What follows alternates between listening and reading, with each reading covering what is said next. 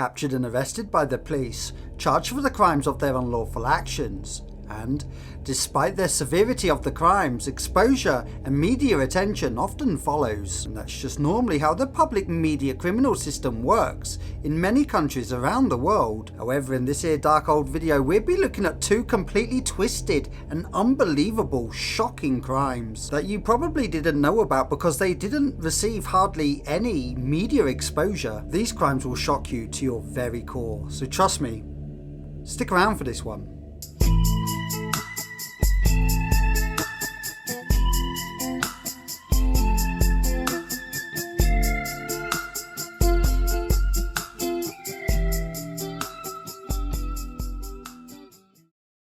Good morning, good afternoon, and good evening. Wherever you may be in the world right now, hello, my name is Lloyd, and right now, you're watching When Evil Follows.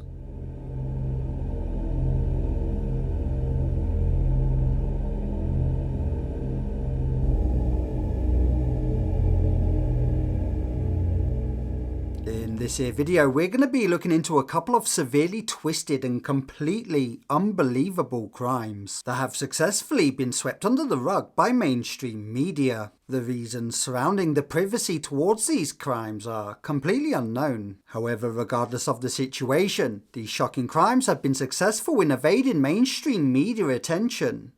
Until now. Luke Horner. This crime will make you feel sick to the very core of your stomach. And given the fact that there are individuals out there that are freely walking our streets today preying upon young girls is just sickening. Just like this guy. This individual was sentenced this year on the 6th of October in 2003 for just that reason. But what makes the matter even worse is that the sex offender in this case is a 24-year-old man from the UK named Luke Horner. Sorry, that's PC Luke Horner. Up until June this year, he was serving as a police officer for the Thames Valley Police. 24-year-old PC Luke Horner abused his position of trust and power and began grooming young girls online after a month of communication during stranger danger, education, and conversations online. In June 2023, during an online conversation, PC Luke Horner actually managed to persuade a 13-year-old girl into handing over her address and letting him in her home, while nobody else was present.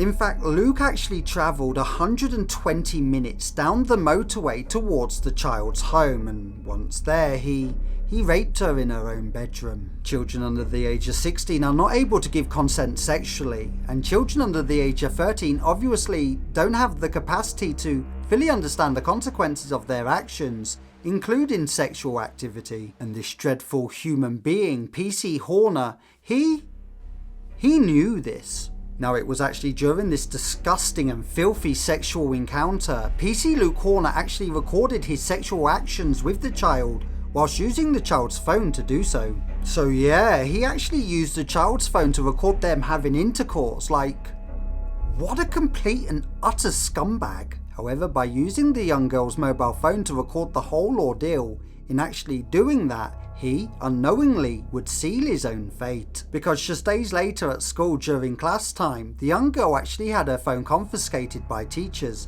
for using her phone during class lessons. The phone was locked, however, teachers noticed the screensaver was quite revealing and they were quite concerned, given the fact that this girl had only just turned 13. And so the phone was then passed to the school safeguarding team leader, who asked the young child about the screensaver, who eventually broke down in tears, leading to the truth and a statement. Now, the school phoned the police immediately, and once the police turned up on school canvas, the police were handed the statement and the child's phone. A police unit was sent to Luke's house, and once they knocked on the door and he answered, he was immediately arrested, where he admitted his crimes. Unbelievably, due to the fact that the victim was over the age of 12 years, PC Luke Horner was not charged with rape, and instead he was charged with sexual activity with a child, meaning that had she have just been 2 months younger, his sentence would have been much more severe,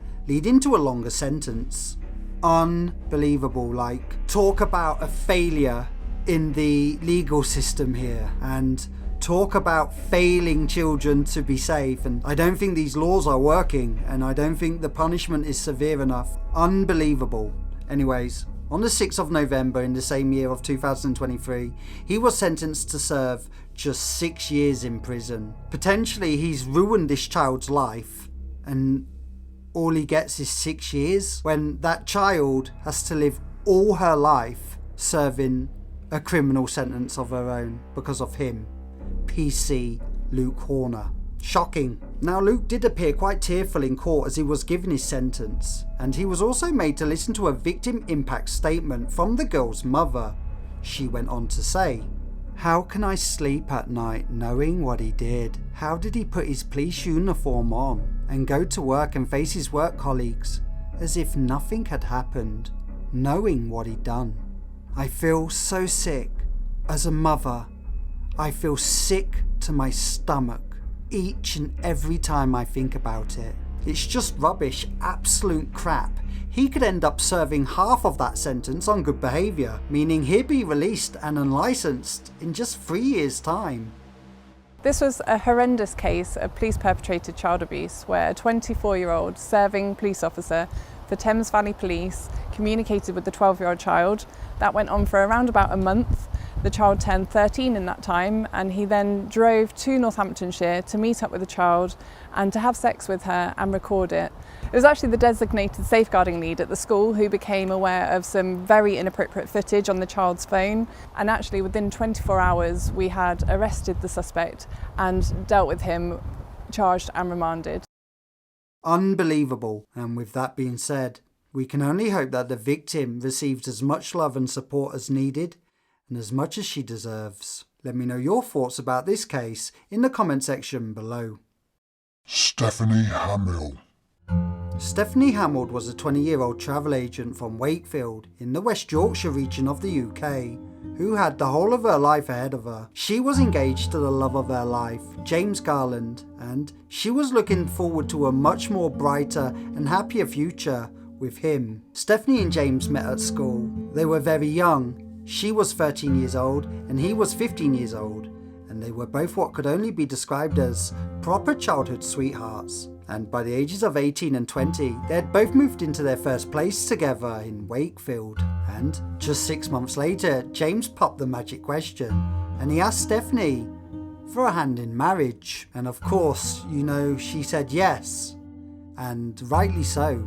By the summer of 2003, Stephanie had started shopping for her dream wedding dress with her mum Jane. The big wedding was all she could talk about, and according to friends and family, she was so excited about marrying the love of her life. Unfortunately, the couple would never get to set a date for their dream wedding. On the 29th of November in the year of 2003, the loved up couple, they enjoyed a night out together in the Wakefield city centre. The clubs and bars of Westgate were ready for closing, and so the pair they left the bar and they decided to grab a takeaway, and then they decided to flag down a taxi to take them home. Stephanie was walking slightly ahead of James, purely because the pavement was quite narrow, and shortly they both soon saw headlights heading towards them both. And so Stephanie stuck out her arm and flagged down the car, and the black car, a Mercedes, pulled up just ahead of her. And as the car had stopped, Stephanie assumed that the car was a taxi, and so she started to climb into the back seat. But just as James was approaching the car,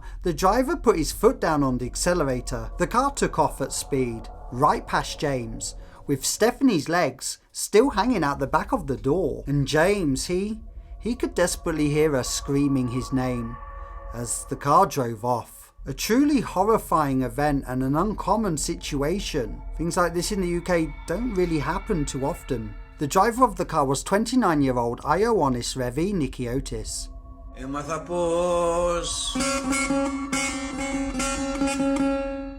Who had previously sexually assaulted a pregnant woman, and just an hour before picking up Stephanie, he actually tried to lure 2 other young girls into the back of his so-called taxi. A taxi that picks you up and refuses to take you to your destination.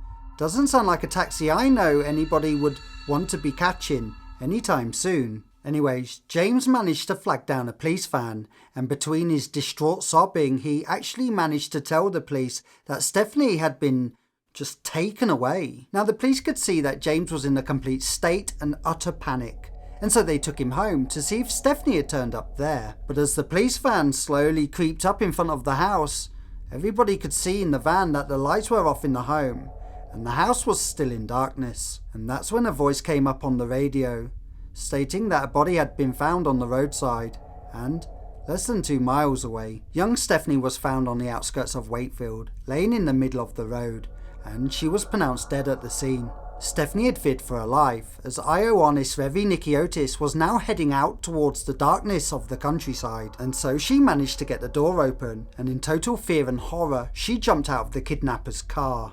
And as she was falling to the roadside, she was then hit by an oncoming vehicle. The vehicle didn't stop on impact. In fact, the vehicle didn't stop at all, dragging Stephanie's body down the road an extra 25 meters before finally fleeing the scene, and Stephanie didn't stand a chance. Now it would be a further 2 years of living in absolute limbo for Stephanie's family before Ioannis Revi was tracked down. His car was found in a scrapyard in Greece, and he was arrested. And it was a further 2 more years after that. In 2007, the jury found him guilty of kidnap and manslaughter, and he was sentenced to serve 12 years behind bars. And as for the driver who hit Stephanie, dragging her body 25 meters down the road whilst failing to stop, was a man called Mohammed Ashik. He was given just 200 hours of a community punishment order, and he was given an 18-month ban from driving. Yeah, he was given just 18 months driving ban for killing a woman and then driving off. Okay, fair enough, he didn't go out looking to kill anybody, but he did. He knew he hit somebody and then he drove off anyway, and so for a fatal hit and run, he receives just 200 hours community service and an 18-month driving ban. Unbelievable. Unbelievable. At the trial of Ioannis Raviotis, Stephanie's family could be seen punching the air in the back of the court gallery in celebration. They said nothing could bring their baby girl Stephanie back, but they did take some sort of comfort, very little comfort, in knowing that this man had been jailed. It's so shocking to believe that anybody we automatically assume as trustworthy and safe, like a police officer, could be a monster hiding in plain sight, and then a crazy kidnapping that goes horribly wrong, jumping from one evil pair of hands into another. Like, what's the odds?